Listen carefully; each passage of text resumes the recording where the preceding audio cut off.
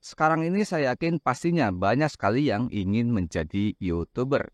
Dan juga banyak sekali yang menjadi YouTuber itu nggak menggunakan ilmu ataupun teknik.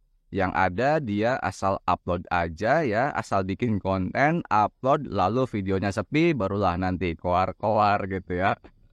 Nah, sebetulnya menjadi YouTuber itu nggak jauh beda. Seperti kita membangun sebuah usaha gitu ya. Yang ada urutannya, ada flow-nya. Yang itu nggak asal bikin konten, asal upload aja. Nah, di sini saya akan memberikan urutan menjadi YouTuber sampai bikin konten, sampai nanti bisa menghasilkan ataupun mendapatkan penonton. Dan juga menghasilkan yang apa kalian inginkan di YouTube ini. Pastinya ini sangat-sangat bermanfaat buat kalian yang sekarang ini menjadi YouTuber itu asal upload aja. Nah, simak selengkapnya, jangan sampai di skip biar kalian paham sepenuhnya.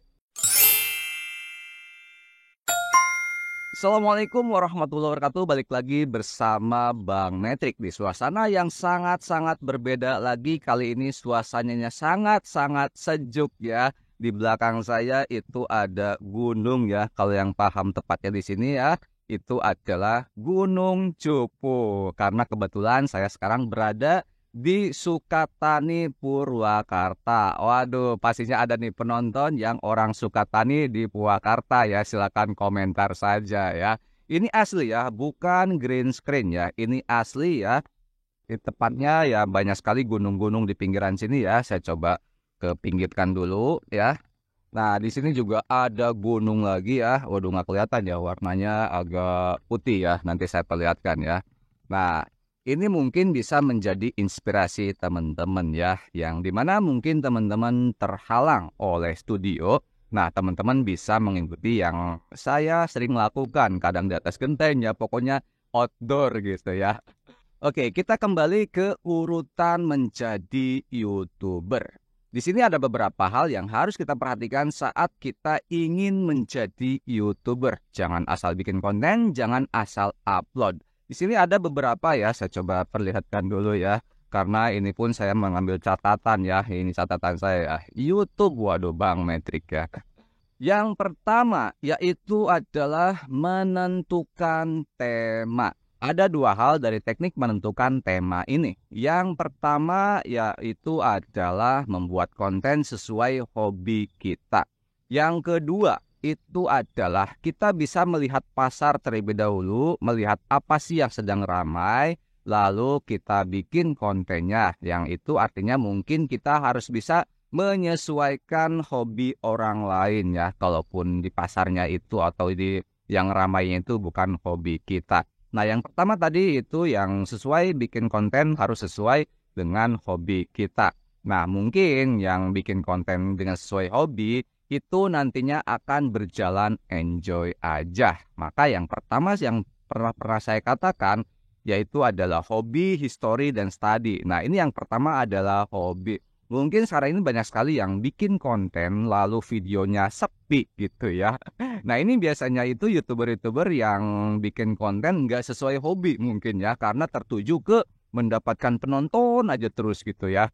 Nah, kalau bikin konten sesuai hobi pastinya akan enjoy gitu ya. Yaitu sama seperti halnya menyalurkan hobi. Lalu teknik yang kedua tadi adalah dengan menyesuaikan hobi kita dengan orang lain. Nah, misal ya, di pasaran, bukan di pasar gembrong ataupun pasar apa ya, tapi pasar itu adalah di publik ini, itu yang sedang ramainya apa? Contohnya mancing gitu ya. Nah, tapi hobi saya itu bukan mancing. Tapi yang sedang ramai di perbincangan ataupun di publik, itu mancing. Nah, artinya kita harus bisa bikin konten itu menyesuaikan dengan hobi orang lain. Nah, pokoknya yang inti dari urutan membuat konten yang paling pertama, itu adalah cari temanya terlebih dahulu. Cari topiknya terlebih dahulu. Lanjut, urutan membuat konten yang kedua itu adalah persiapkan peralatan. Nah, kenapa persiapkan peralatan ini saya simpan di yang kedua, bukan yang pertama? Karena biasanya seperti ini. Banyak sekali yang ingin menjadi YouTuber, tapi dia itu nggak mikirin tema dulu, asal beli alat aja ya. Tapi ketika alat sudah ada, dia malah bingung mau bikin konten apa. Ini banyak-banyak sekali terjadi ya, termasuk teman saya juga ya. Dia udah beli laptop, beli apa ya, tripod, mic gitu ya. Tapi pas mau bikin kontennya, dia bingung mau bikin konten apa gitu ya. Nah, kalau teman-teman yang pertama tadi sudah menentukan tema ataupun topik, nah artinya teman-teman di sini bisa memahami persiapan alat apa sih yang harus dipersiapkan. Contohnya mungkin kalau bikin tema mancing. Nah, kalau mancing kan di siang hari, artinya kita nggak perlu mempersiapkan lighting gitu kan.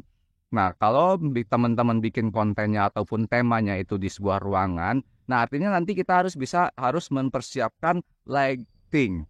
Untuk standar peralatan menjadi YouTuber, itu yang pertama adalah pastinya kamera ya. Nah, kalau kamera kan sekarang ini sudah banyak sekali di ponsel-ponsel ya. Sekarang ponsel-ponsel sudah ada canggih, kamera belakang depannya juga sudah sangat bagus gitu ya. Yang kedua adalah tripod ya. Nah ya, tripod yang sekarang saya pakai ini ya, teman-teman juga bisa nggak pakai tripod gitu kan. Ya gantungin aja apa di pohon, apa di buku kayak gitu kan. Lalu yang ketiga adalah mic. Nah, ini adalah ketiga hal standar ketika kita ingin menjadi YouTuber gitu ya. Nah, kalau lighting di sini kan saya nggak pakai lighting, nggak pakai ya lampu, karena saya sudah menggunakan lampu dari alam ya. Nah, itu yang kedua yaitu adalah mempersiapkan alat. Yang ketiga, ketika teman-teman sudah mempersiapkan tema dan juga sudah mempersiapkan alat, jangan langsung bikin konten dulu. Tapi yang ketiga ini ada yaitu namanya adalah outflow. Nah, outflow ini seperti halnya bikin naskah lah gitu ya. Jadi alur cerita ya ketika kita mau bikin konten. Aduh, yang bersin kelak. Outflow ini itu nggak jauh beda seperti halnya bikin alur cerita terlebih dahulu. Kita mau ngomong apa sih di paragraf pertama, lalu paragraf kedua, dan seterusnya. Terkadang kalau kita tidak menggunakan outflow, itu nantinya bicaranya itu akan bulak-balik ke sana kemari gitu ya. Ya ini contoh seperti halnya sekarang ini. Di sini saya hanya membuatkan sebuah outflow-nya itu seperti urutan saja ya. Terlihat nggak ya? Nah ini ada urutan, saya coba tulis urutan konten ya. 1, 2, 3 gitu ya.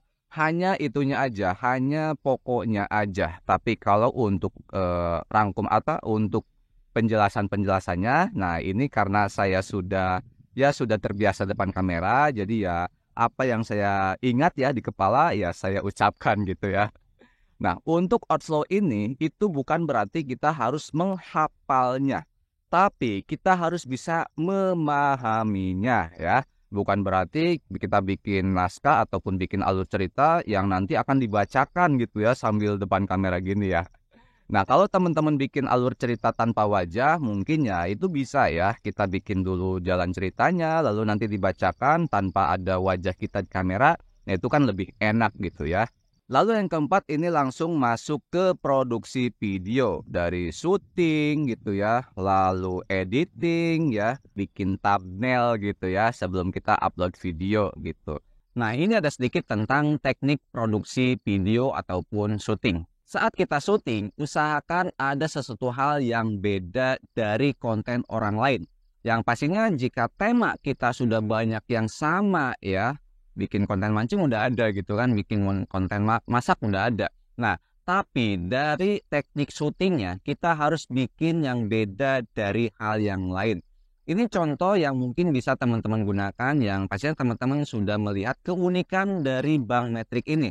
Yaitu mungkin di atas genteng, lalu ada suruputnya, ya suruputnya ya nya. Nah, iya seruputnya ya, tapi nggak bisa saya seruput, ada sireum, oh aduh dihandap disimpen, aduh sireum, aduh nyaah jadi itu sakit deui pitunya, aduh bisa diinum, aduh.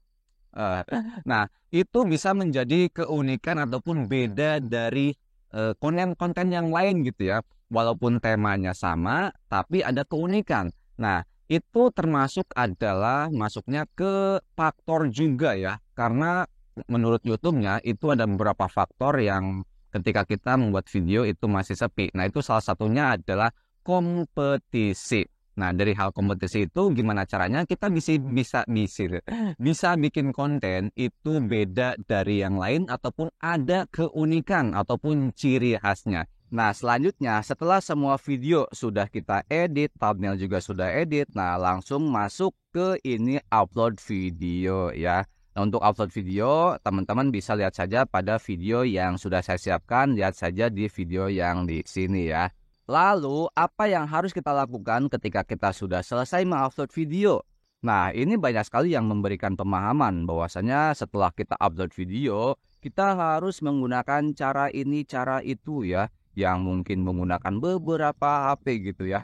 Nah, itu sebetulnya kita nggak perlu menggunakan cara-cara yang aneh seperti itu. Tapi yang harus kita perhatikan saat sudah mengupload video, kita bikin tema ataupun mencari ide tema selanjutnya sambil menunggu data analitik video yang baru kita upload. Karena kalau video yang baru kita upload, data analitiknya itu belum komplit ya. Jadi mungkin harus menunggu beberapa hari ya, 1 sampai 2 hari. Itu baru nanti datanya komplit. Nah, selagi menunggu data analitik video sebelumnya komplit, kita siapkan ide tema selanjutnya. Kalau data analitik pada video sebelumnya itu sudah komplit, nah disinilah kita bisa belajar dari apa yang kekurangan pada video kita sebelumnya. Nah, itu kita bisa perbaiki untuk video-video selanjutnya. Ini jujur ya, kalau teman-teman setelah mengupload lalu menggunakan cara yang aneh-aneh, yaitu mungkin nontonin gitu ya, bergiliran, itu pastinya waktu teman-teman itu akan kebuang sia-sia.